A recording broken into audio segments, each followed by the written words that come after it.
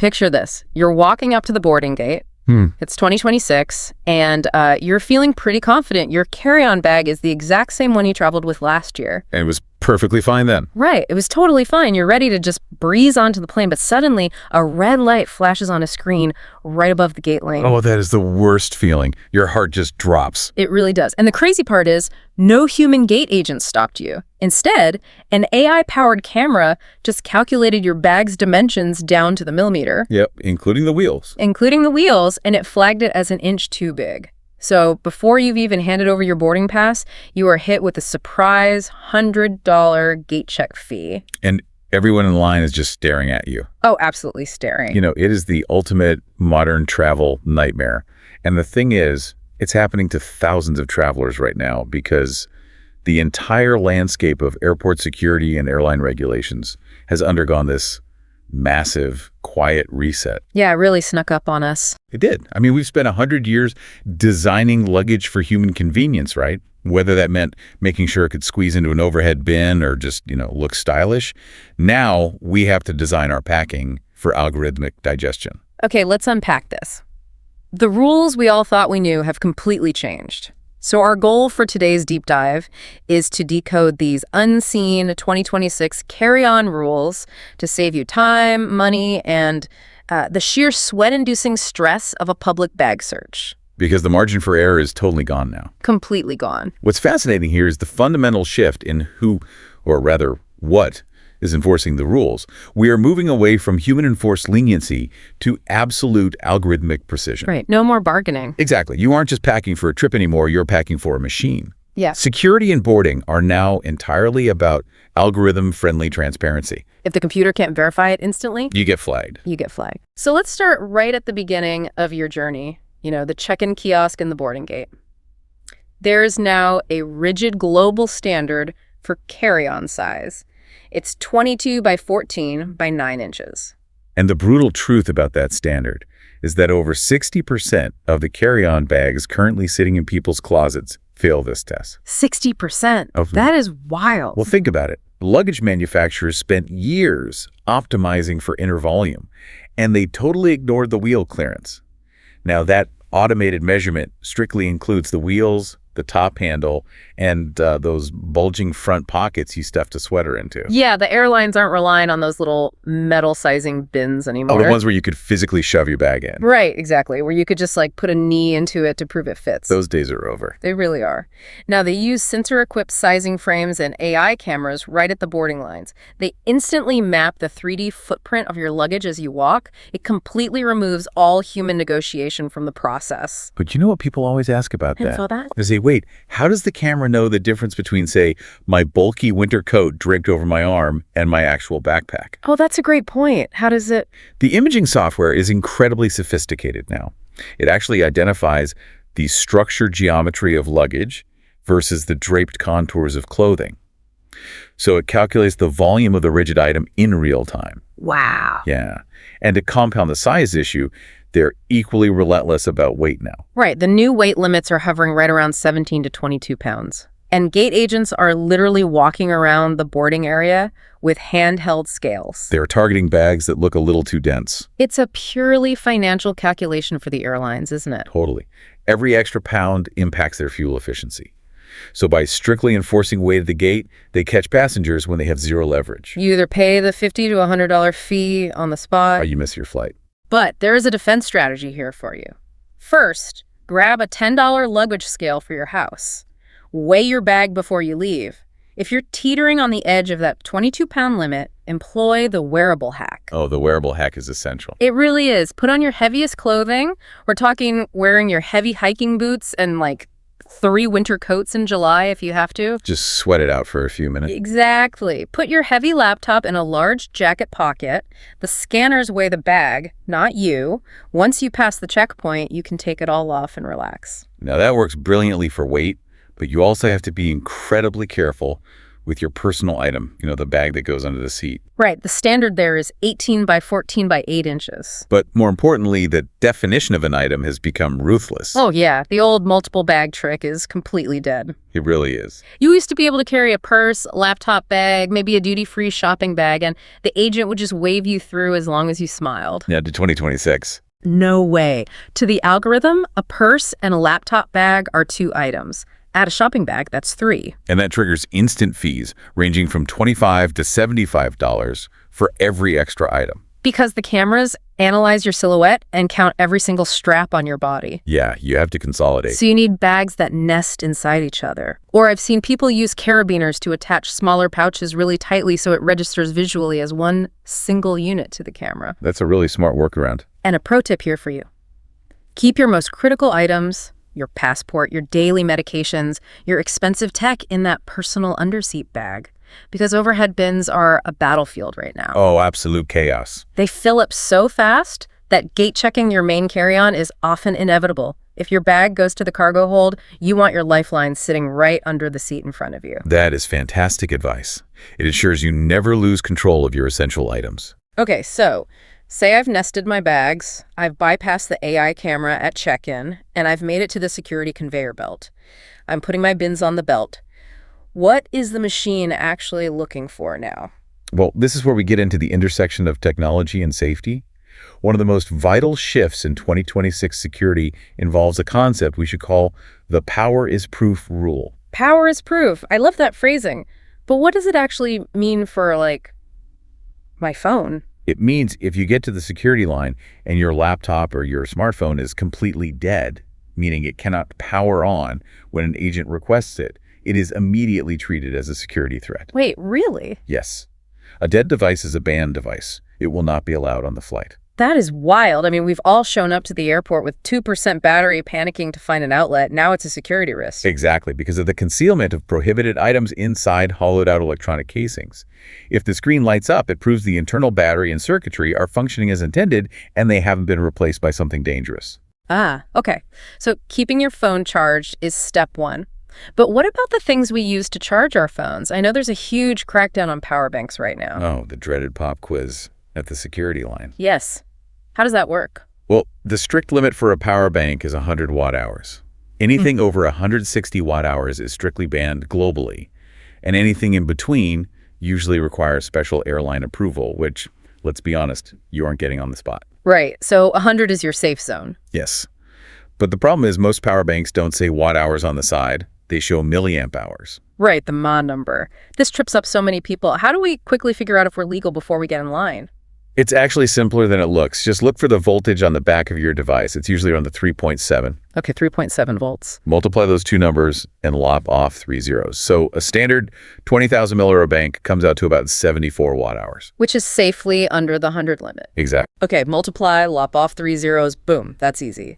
But what if the label is worn off? I've had this power bank for 3 years and it's been scuffed up in my backpack. It goes right into the trash bin. Security will not take your word for it. Wow.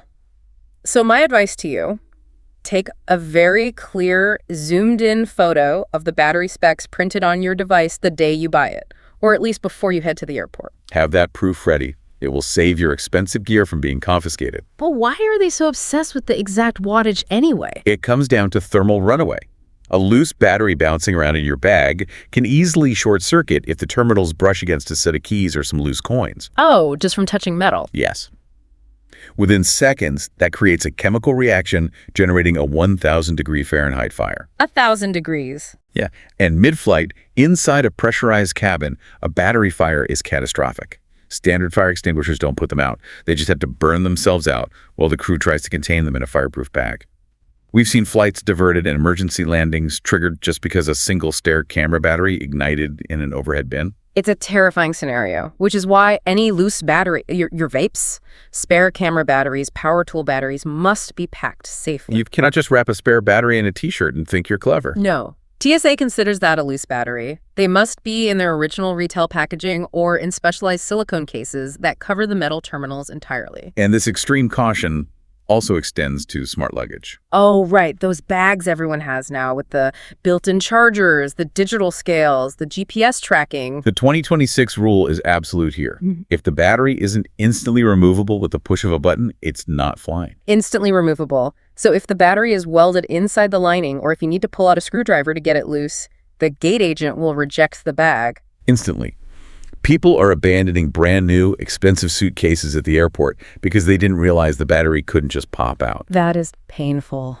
But aviation experts simply will not accept the risk of a non-removable lithium battery sitting in the cargo hold where no flight crew can reach it if it begins to overheat. Right. So the smartest piece of smart luggage is the one that can quickly become regular dumb luggage when safety demands it. Perfectly said. Okay, here's where it gets really interesting.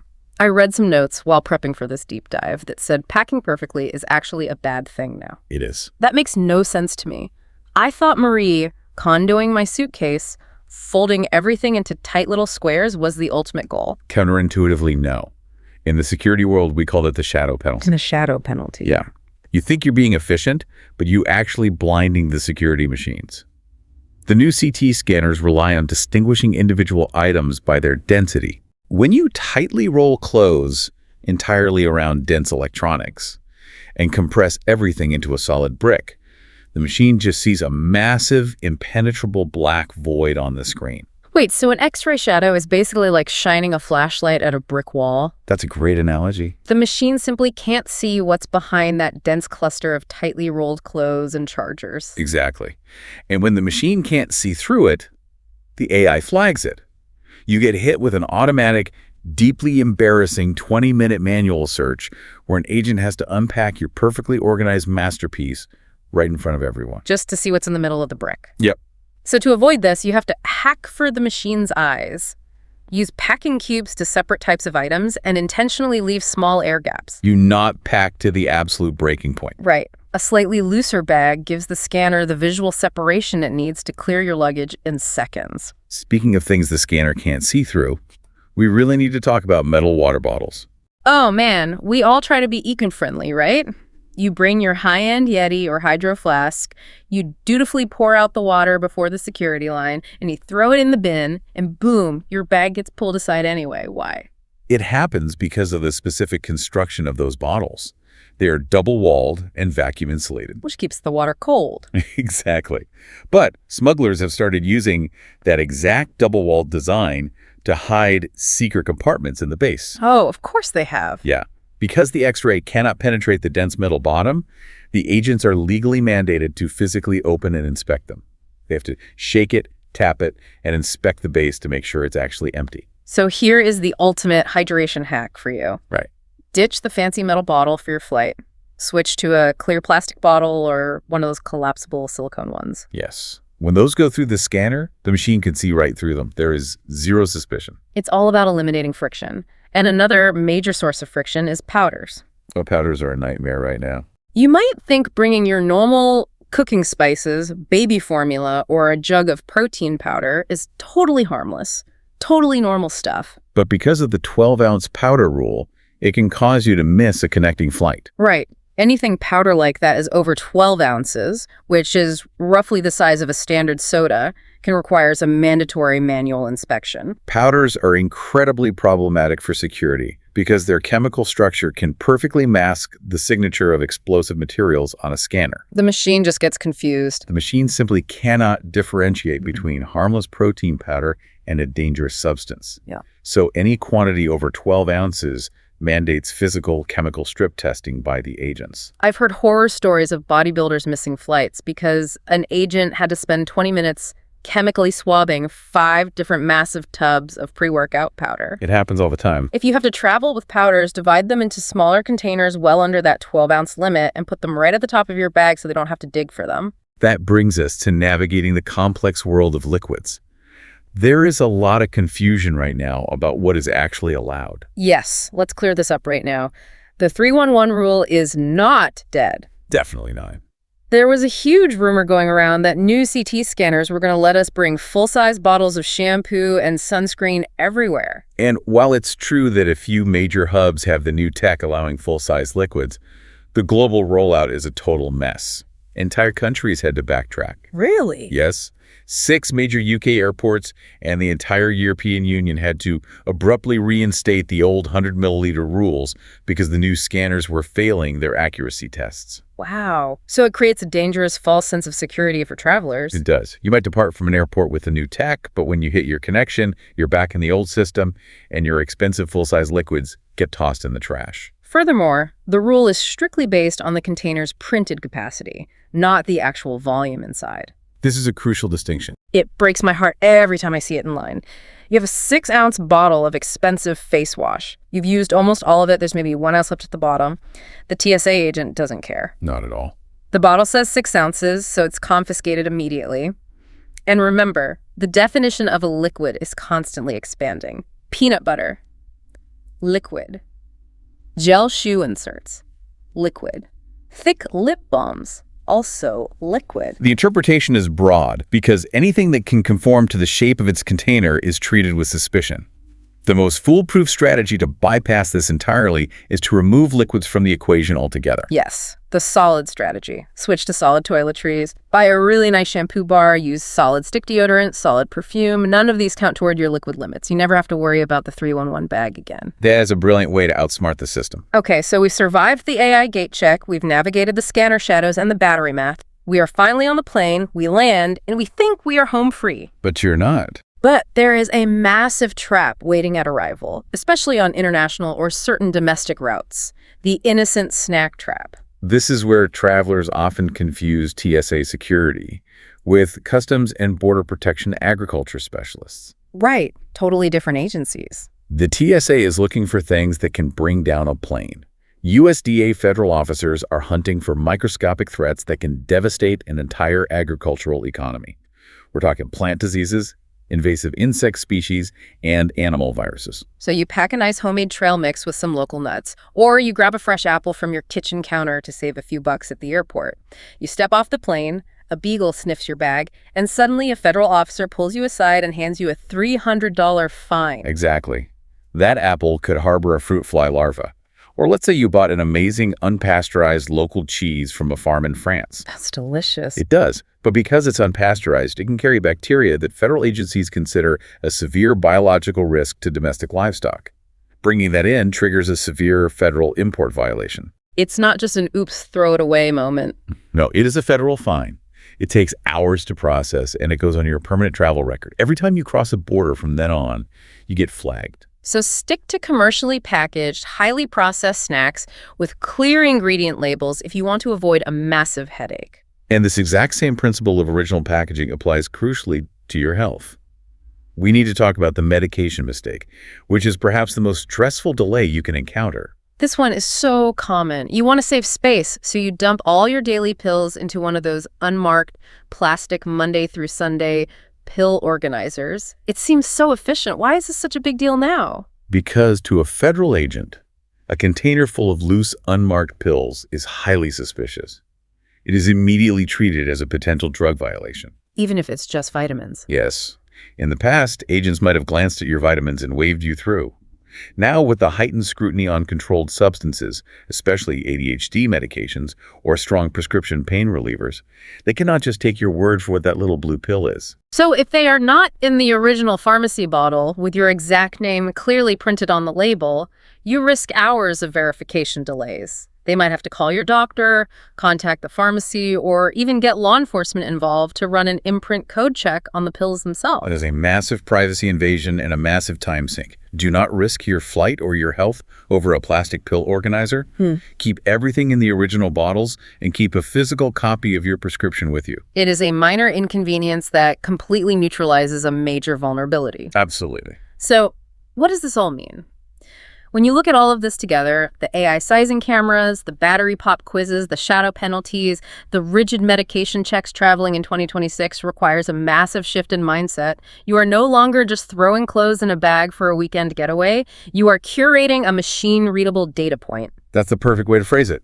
By using clear water bottles, doing your watt-hour battery math, and intentionally leaving air gaps in your packing, you are actively outsmarting the automated system. If we connect this to the bigger picture, it helps to remember that these frustrating rules aren't just arbitrary bureaucracy designed to annoy us. Though it feels like it sometimes. It really does.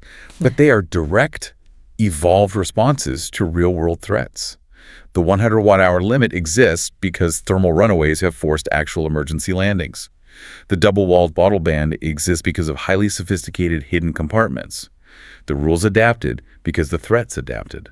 We are living in a world of algorithmic security, which leaves me with one final, slightly terrifying thought for you to mull over. Okay, lay it on us. If 2026 security is already using AI to instantly measure your bag's exact dimensions while you are just standing in line and flagging you without a human ever saying a word, how long until the airport's algorithm starts assessing you? This raises an important question. I mean, the technology to monitor baseline stress levels, the pace of your walk, or the micro expressions on your face already exists. Exactly. Are we rapidly approaching an era where our own bodies, our heart rates, and our sweat levels are scanned and judged just as rigorously as the luggage we pull behind us before we even print our boarding pass? That is a chilling thought. Something to think about next time you're walking up to the gate. Stay compliant, pack for the machine, and as always, safe and smart travels to you all. Catch you on the next deep dive.